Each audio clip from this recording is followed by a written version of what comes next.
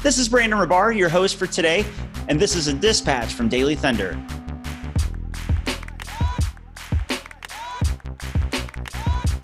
Every story, every game, every day.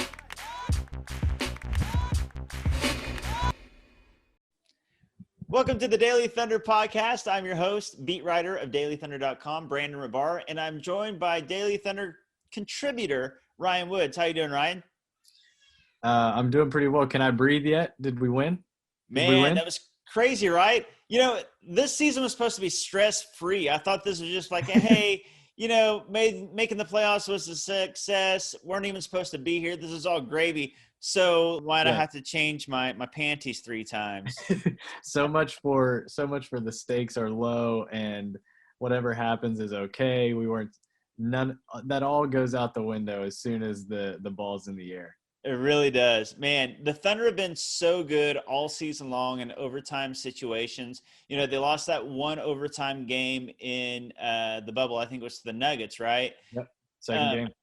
But other than that, they were 4-0 before that, and they proved to be clutch again. Of course, James Harden fouls out, but that had a lot to do with Mr. Lu Dort. Let's talk about Lu Dort, Shai Gilgeous-Alexander, Chris Paul, Dennis Schroeder. You could say any 4 of them were the stars of the game. Who, if you had to give a game ball for this huge, important Thunder win that takes the series 2-1 to Houston instead of 3-0, which is basically a death sentence, who would you give the game ball to? Who is the Thunder's best player tonight?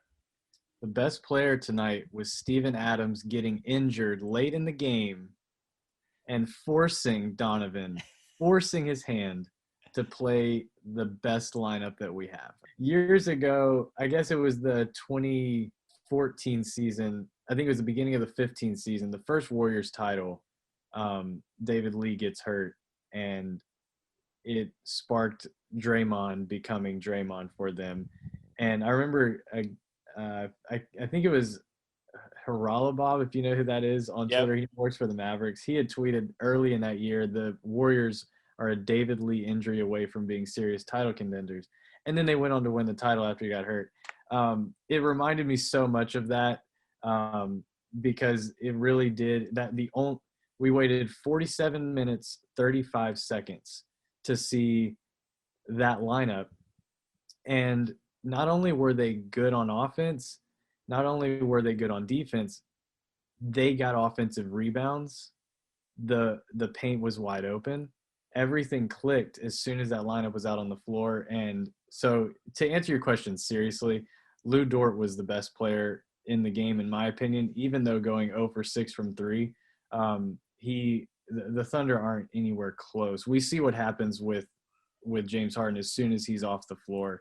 I think it was late in the fourth, they took him off the floor when Chris Paul came back in. They had the 3-guard lineup with Gallo and Adams. And Houston went on a quick 6-0 spurt before they put him back in. And he's just incredibly valuable. And who would have thought at the beginning of the year that this guy, we didn't even really know who he was, would be such a huge factor in this playoff series. Yeah, the Thunder don't win this game without an undrafted rookie free agent. I mean, that's just unbelievable. And you're talking about James Harden with Kevin Durant and Steph Curry hurt right now. He's easily the best offensive player in the game right now. And this rookie is just locking him down. I mean, it really is night and day from when Lu Dort is guarding him to when anybody else is guarding him. It just makes you wonder, had Lu Dort played in game 1 and had he played more than 25 minutes, had he shadowed Harden the entire time of game 2, what the series could be. We'll just say it's still 2-1. But Dort is making a huge difference. Pretty exciting to see a 21-year-old rookie that the Thunder have locked up on this unreal contract doing this in the playoffs, national TV. The big stage just doesn't affect him whatsoever at all. He really is just locking Harden down. Like, it's so fun because I've watched Harden for years and years, like we all have, and he's got these series of moves that he always does. He's so tactical and he's so skilled. But Dort, his lateral quickness, his size, his strength, he can't get around Dort, and he can't shoot over Dort, and he just ends up getting frustrated and passing the ball away after dribbling around for 15 seconds. It doesn't work on Dort. It's amazing. You're so right, and he's able to move. Doris was all over it tonight. I don't know if you were watching on the Thunder broadcast or ESPN. No, I like to keep it local, okay, and watch the Thunder broadcast. I've heard a lot of Thunder fans saying they're watching the local broadcast, and Godspeed to them. But Doris Burke is putting in the work. She's awesome. National broadcast. She's all over it with Dort, and she's noting that Harden can't, because he's not getting north and south. He's forced east-west. Yes. That because he's not looking downhill at whether it's the guy he's a little bit past or the help defender, that when he puts the ball out in front of him, reaching for arms that are the only defense between he and the rim, it's just free. It's automatic free throws. And yes. Dort is sending him right and left. And he's not able to get that swing through foul as consistently as he usually does. And like you're saying, like it's his size and it's his strength. Like he's able to defend with his chest. He's able to defend with his legs, with the fact that he's just always in front of him. And he's such a good reader of where he's headed. He's obviously watched a lot of tape. It's just really encouraging to see somebody this young, seemingly just naive to what playoff intensity looks like. He's just taking it and in stride, and he's doing a number on James Harden. And Harden had 38. Like, they won the 38-point Harden game. And that can't – like, we talked a lot about how disappointing the numbers looked in a Thunder loss in Game 2. Like, if you looked at the numbers, you would have said Oklahoma City probably won by double digits and they lost by double digits. That was really disappointing. Yep. It's equally encouraging that Oklahoma City won the game that Harden scored 38. Yes. And it's equally as encouraging that they missed 11 free throws. I kept waiting on that to be the thing that decided this game. Right. All of those missed free throws. The Thunder missed quite a few threes of their own. Schroeder was 2 of 10. So I think it's encouraging when you look at the box score, that's the game that Oklahoma City pulled out. And I'm encouraged that if Oklahoma City will stick to the four guards plus one big, even if it's Steve or Muscala or Gallo, you see what it does to the floor. You see what it does on both ends. It's just such an advantage. It becomes so free, and all of a sudden it looks like the team we've watched all year. To me, it shouldn't be Steve, but only from the standpoint of he still can't shoot and it's going to clog some things. Yeah. Like, to me, it's got to be Gallo or Bazley or Muscala. And Muscala is obviously out of the rotation. Billy only played 8 guys tonight, which was nice to see. He cut out Diallo. He cut out Nader. That's brilliant. Play your best guys. And I know that they can't shoot, but Adams and Noel are 2 of the Thunder's best 8 guys. It's very apparent the 8 guys that Donovan playing are the Thunder's best and most talented 8. Whereas I'd like to see Muscala play because he's a big that can shoot. He's not one of the top 8 guys. So credit to Donovan for that. Now, I will say that overtime is skewed. It kind of is a bummer. It's not a bummer because it helped the Thunder win the game. But Harden wasn't in there, so we don't really still have any proof or evidence how the defense would look against the Rockets. Well, we have one play of evidence, and it was a cashed out SGA 3 that was almost his first playoff game winner. Yes, it was. SGA, that shot in that moment, the stage, all those things. I mean, that's the kind of it's the shot that a star makes. And this is so early in Shea's career. And he showed out last year when he was with the Clippers against the number 1 seed Warriors. Mm-hmm. He had an outstanding series, and this is now back-to-back games, 2 out of the 3 playoff games for the Thunder. He had great games, and then he hits the biggest shot of his career, and he just drilled it. Nothing but net. And he was all alone. Sometimes that can be the toughest shot. He had plenty of time to think about it, and he just calmly drills it. Like, I'm not saying that's what's going to propel him to make him a star, but it's those kind of shots that you put in the bank seeing, years from now and stuff like that. That's kind of like the first big shot that you put in that highlight reel of his career. And I just thought it was poetic the way that it was Chris. It was Yeah. it was Dort sets the screen and he gets Harden and he goes by Harden and we've seen it all year, the mentor that Chris has been to Shea. And in a moment like that, Chris is in the lane, and then bam, like here we go. Yeah. He sets the table for the kid, and he just nailed it. It was fun to watch. It kind of stinks because overtime is where the game was won, but that felt like the shot that saved the series. Yeah. Obviously, Houston's still going to be favored going forward. They're up 2-1. At some point, maybe Russell Westbrook comes back. Now, we've talked about how that may favor the Thunder as much as we love Russ. Although you do wonder if the Thunder do take a cue from overtime and start to go small and play Gallo at the 5 and play the 4 guards in Gallo. Then if Russ comes back, all of a sudden you can't do that because then you do need a rim protector. But I am curious to see if Russ is still out game 4, what Donovan's plan will be. There's so much to unpack with this game. Schroeder scores 29. We haven't even really mentioned him yet. It was fun to see these individual performances. Dort locking down Harden and fouling him out. Shea hitting that shot and scoring 23 points. Chris Paul, after being maligned the first 2 games and people saying he's washed, he's done, he's not effective against his team, he had a brilliant game all around and was a big part of the fourth quarter and overtime, the clutch wins. And then Dennis Schroeder scoring 29. I mean, it was just individual performances, team performance. There was just so much going on with this game that was great for the Thunder. Absolutely. And Schroeder, I think, hit one of the biggest shots of the game. It after the Jeff Green dunk that put them up by 5 with a little over a minute. That's where it could have, one miss, and we're close to thinking about fouling. They're already in the bonus. It becomes an incredibly tough situation at that point, and Schroeder hits a huge 3. Yeah. Game goes back to 2, and then seemingly all hell broke loose for a whole minute. We haven't even mentioned the foul on Chris that again, Doris and Mark Jones were asking for a double foul. They even went to Steve Javie, which I don't know why they ever do. And he's looking at it over and over saying it's a defensive foul on Chris Paul. And then Doris is saying, do they have any other options? He says, yes, they do. It's a double foul. Yes. And then they're asking, okay, well, how is that not a double foul? It was very interesting to hear them talk about it. But yeah, that was a wild play that ended up only hurting Oklahoma City.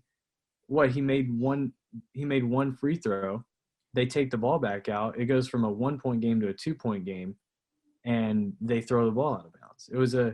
It ended up being a really weird sequence where the ball never left baseline out of bounds for like 5 minutes, 5 actual minutes. It was wild.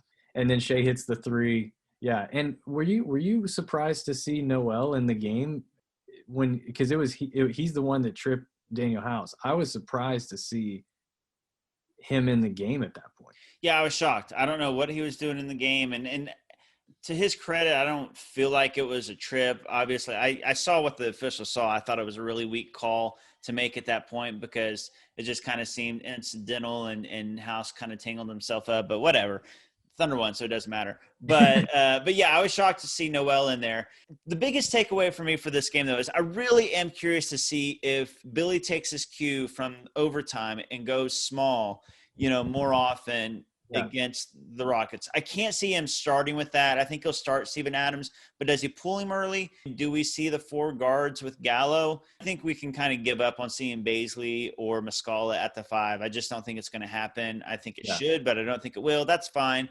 We didn't get to see it against Harden, so like the numbers are a little skewed in overtime. I wish we could have seen it against Harden, although I'm glad we didn't. Do you think he'll go small in game 4? Let's assume that Russ is still out. I feel like he has to. I feel like if anything, I think Chris Paul's got to get to him and just say, that's it. Like, that's our move. Yeah. And we can't wait until that late in the game to go to it because you see how big of an advantage we have. Even if Harden's on the floor, Harden where Harden has been effective defensively is because he's able to hide on a big. Exactly. And if they're going to post up a big on Harden, that is not an advantage unless it's Embiid maybe or Jokic. Harden is strong as an ox. He is. And Steven Adams, he just doesn't have the moves to not draw offensive fouls against himself in the post against smaller guys. We saw it against Gordon tonight, I believe. House another time. It's where you're going to get Harden, especially worn out on defense. If you want to wear him down, it's putting 4 guards out there and making him chase. Yeah. And making him chase the ball, making him make multiple efforts on one defensive possession. And that's what's going to – I mean, the one play that he was out there for with the 4 guards led to there was 2 plays. One was a wide open 3, and the other he fouled out. Yeah. I think Chris has got to get in Donovan's ear between now and Monday, and I mean, we've got to. Billy Donovan's a smart guy. Like, this can't be news to him. He knows what's going on. He went small against Utah a little late. Like, surely we see this in the first half. At least I would hope so. I hope so too. I think it's a complete game changer, and I think that you're playing with fire every minute that you don't use it. Because, the Thunder could have easily lost this game. Obviously, it went into overtime, and some crazy things happened for the Thunder to win. But to me, it's very apparent that it's just a complete game changer when you go small. Because obviously, we talked about how it helps them offensively. I think it's obvious. When you watch the overtime, it's obvious the offense is better. And as much as I like Steven Adams, decent rim protector, that's not where you have to worry about these. Sure. Especially since you got Dort on Harden. He's making it tough for him to get the rim anyways. And then if he gets there, it's taking him so long, you can have help come over. So I don't think you necessarily need Steven for that. I think it'd be better to have 5 guys out on all their shooters. 100%. And where Harden's getting to the lane with Steven Adams in the game. Like, Adams isn't preventing straight line drives to the basket. But what's preventing Harden what's making him kick the ball out is just when somebody like Shea or Chris, they're not just reaching with their arms in, they're fully stepping into the lane. But those are the guys that have the speed to get back out to these shooters. Right. And Gallo, you leave him, just park him in the corner with Tucker. Like, we will play 4-on-4. And I really like their chances with Dort on Harden, like, match his minutes. Every minute Harden's on the floor, Dort's on the floor. Yep. He's able to guard him without fouling. So foul trouble isn't really an issue with Dort, knock on wood. Yeah. But I love the idea of just sending an extra body into the lane and forcing him to pass it, because that's what we saw late in that game. He was doing a lot of setting the table for others, and they missed some shots. That's the key to defending them without a big. It's exciting. This was an exciting game for a lot of different reasons. I mean, just the on-court drama and the back and forth, the score. We talked about how at halftime of game 2, the Thunder should have had a bigger than 6-point lead at that half, and it came back to bite them. And then Houston had a 6-point lead at this half, and it felt like it should have been bigger, and it came back to bite them. I think without Russ, these two teams are really evenly matched.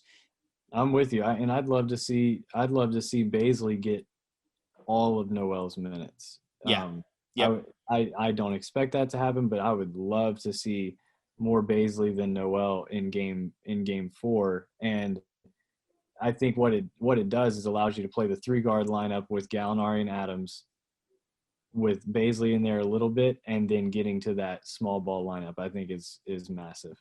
I completely agree. Or Muscala. I know, again, he was out of the rotation, but Bazley or Muscala at the 5. Here's the deal. Who can Noel guard defensively when he's out there? He's his whole deal is defense. There's nobody from the guard. And then offensively, he's clogging the lane. Right. I just don't get it. I don't get his minutes. And I like Noel. I think he's one of the best backup centers in the league. And I'm glad he signed with the Thunder 2 times in a row at a minimum contract. Yeah. Big fan. And he would be big for the Thunder in the next series that the Thunder would make it against the Lakers or Blazers. But against this team, he has no role. Whereas at least even if you think, okay, Muscala or Bazley, they're not going to do that much differently defensively. Well, Bazley would, obviously. But you say Muscala won't. But they can both space and shoot and score, unlike Noel. At least put out somebody at the 5 who can do one thing against the Rockets really well rather than no things against the Rockets really well. And Bazley is not Bazley can hit shots like we've seen, and he can also put it on the deck. He is fearless going to the basket. And early in the season, it looked really out of control. It looked like a deer trying to walk for the first time. Yeah. But man, it has gotten so much better, and to the point that I trust him pump faking and getting into the lane and making a play for other people. He's a very capable offensive player, even Absolutely. He is. Great Thunder win. Who knows what Donovan's going to do game 4, if he's going to listen to us and go small ball. We'll listen to us and the rest of social media and every NBA fan and Thunder fan and analyst and expert. But, hey, Donovan's he was 3rd place and Coach of the Year for a reason. He is a smart dude. So, if he heard us blog boys talking about this, I'm sure he would just tell us to shut up because we don't know what we're talking about. And shout out to him for he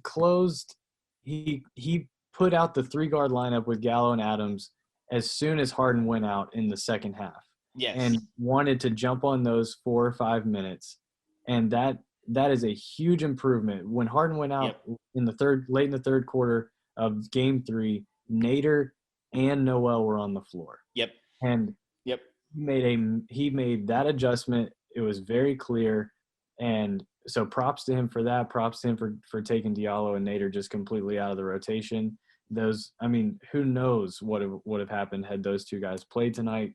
And you're right, because we talked about the Rockets beating the Thunder in Harden's bench minutes, which just cannot happen. So that was a great move on his part. And I think if Nader and Diallo even played 3 or 4 minutes tonight, this doesn't go to overtime and the Thunder are down 3-0. I'm not even being dramatic. I think in a tight game, in a tight series, 3 minutes by players who aren't helping you can mean all the difference. I really do. So I'm glad he's playing his best 8. We may not agree with the Noel and how many minutes Adams are getting, but I am glad he's at least playing his best 8. Mm-hmm. So absolutely. Game 4, Monday. This game was so much fun, regardless of what happens going forward. The fact that Shea hit a go-ahead 3-pointer and Dort continues his lockdown defense on Harden, and Chris Paul is keeping his trade value high, and Schroeder's keeping his high, and Bazley looks good in his minutes. All these are wins for the Thunder, regardless of whether they win the series or not. So Game 3 was big for the Thunder both now and in the future. So Game 4 on Monday. Ryan, thanks for joining us as always, my man. Yes, sir. Cheers.